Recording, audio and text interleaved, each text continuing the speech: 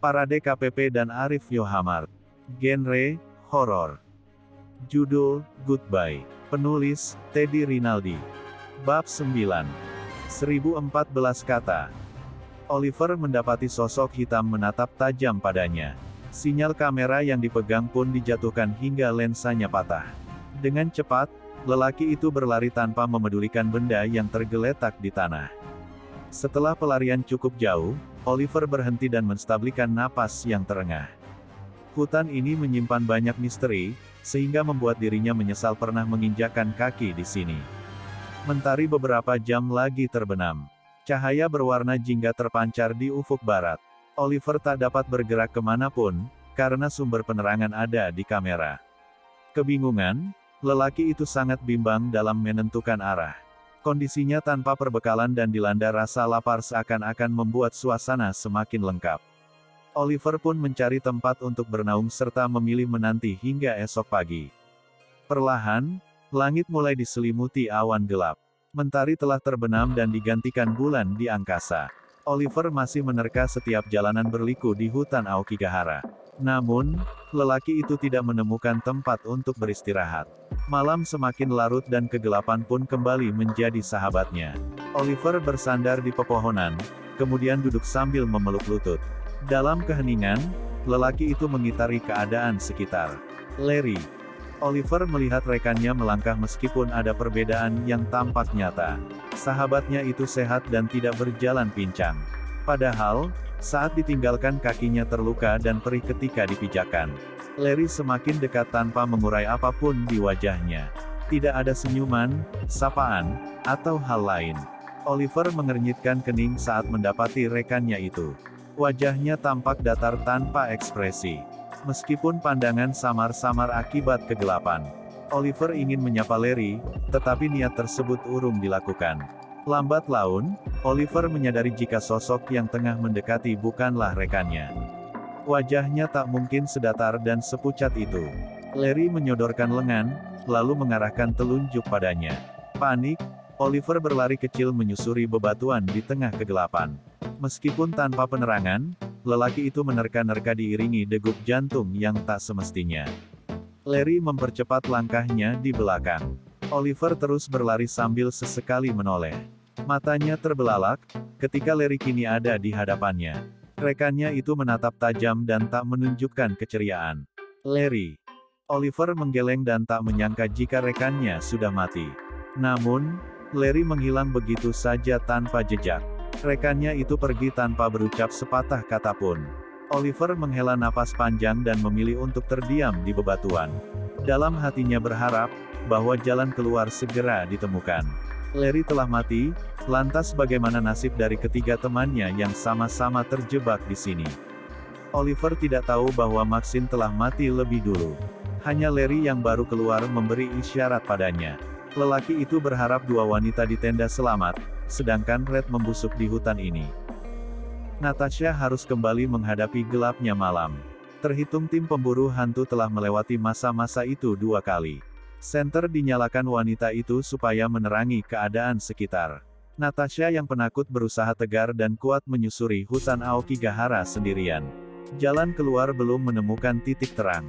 Bahkan wanita itu ingin mengangkat bendera putih. Menyerah, Natasha tidak sanggup melangkah lebih jauh. Namun, hanya diam dan menanti bantuan pun bukan pilihan yang baik baginya. Wanita itu berpegangan pada pohon pinus dan mengatur napasnya. Cahaya diarahkan Natasha pada setiap sudut. Maxine tiba-tiba berdiri di sebelah dan membuatnya menjerit. Wanita itu memandang rekannya yang berwajah pucat. Natasha menanyakan apa yang terjadi pada Maxine dan berusaha melawan rasa takutnya. Awalnya, wanita berjaket coklat itu hanya tertegun.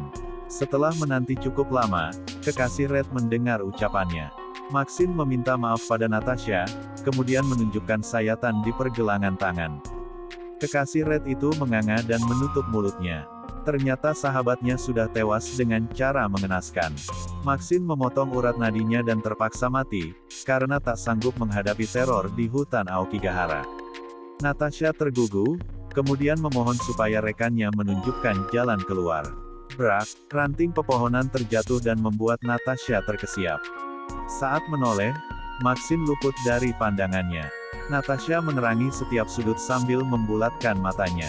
Cahaya pun diarahkan pada wanita berbaju putih yang berada cukup jauh. Seorang wanita bermata sipit dan mengenakan seragam sekolah muncul seketika. Natasha menilai jika sosok di hadapannya merupakan pelajar. Untuk sesaat kekasih Red itu belum menemukan bahaya yang berarti.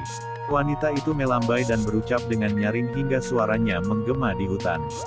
Natasha terbelalak, kemudian membungkuk. Tubuhnya terkulai lemas usai mendapati sosok arwah penghuni Aokigahara.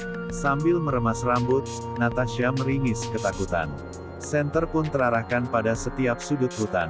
Wanita itu menitikkan air mata, karena cemas sosok tersebut akan menghampirinya. Kelelawar tampak terbang dan berpindah ke setiap pepohonan. Sosok arwah pun menghilang, walaupun ungkapan, "Konnichiwa," terngiang secara terus-menerus di telinganya. Red kini sendirian sama dengan Natasha dan Oliver. Sepanjang langkah, lelaki itu banyak mendengar suara-suara aneh. Namun, hal tersebut tak dapat diabadikan olehnya. Kepergian Oliver secara diam-diam masih menyisakan amarah dalam hatinya. Situasi yang mengerikan tak serta-merta memupuskan dendam Red. Lelaki itu bersikeras untuk menghabisi sang juru kamera. Red menerangi jalan yang hendak dipijak, lalu mendapati penemuan yang tidak biasa. Kerangka manusia tergeletak dan sebagian ditutupi oleh tanah. Hal itu membuatnya menggerutu tanpa memedulikan kegelapan yang berselimut. Seandainya Oliver tidak pergi, mungkin kerangka ini bisa menjadi dokumentasi tambahan saat diunggah ke YouTube nanti. Red mengamati tulang belulang itu dengan seksama, lalu menyentuhnya. Kemudian, spekulasi muncul dalam benaknya. Mayat ini sepertinya sudah cukup lama di hutan. Red sempat membaca bahwa relawan biasanya mengunjungi Aokigahara setiap tahun. Kedatangan itu tak lain untuk mencari orang-orang yang mengakhiri hidupnya di sini. Baru beberapa detik menyentuh kerangka, bulu roma Red seketika meremang. Hembusan angin menjatuhkan dedaunan dan menghujani tubuhnya. Perjalanan malam itu hendak dilanjutkan. Damn! Lengan yang kini tersisa tulang memegang erat pada tubuh Red. Sontak lelaki itu panik dan berusaha melepaskan genggamannya. Cahaya diarahkan pada kerangka dan hal tidak terduga pun terjadi. Tengkorak bergerak perlahan, kemudian memandang Red. Rahangnya menganga, lalu gigi-gigi itu saling beradu. Hai hai hai. Pekikan tawa membuat Red berteriak sambil berusaha melepaskan genggaman tengkorak tersebut. Berbagai upaya dilakukan, bahkan lelaki itu menendangnya tanpa memikirkan apa yang akan terjadi. Krak, tulang lengan pun patah usai ditendang berkali-kali oleh Red. Senter dijatuhkan, kemudian Red menarik kerangka yang masih memegangi dengan erat. Setelah terlepas, lelaki itu mengambil lampu corong dan menghindarinya. Napasnya terengah dan berhenti sejenak ketika berhasil melarikan diri. Red terkulai dan bersandar di pepohonan. Teror di hutan jauh lebih mengerikan daripada di tempat-tempat yang sering dikunjunginya. Red. Sebuah panggilan terdengar dan memecah keheningan. Red mencari sumber suara dan melihat lelaki berdiri menghadapnya. Larry, is that you?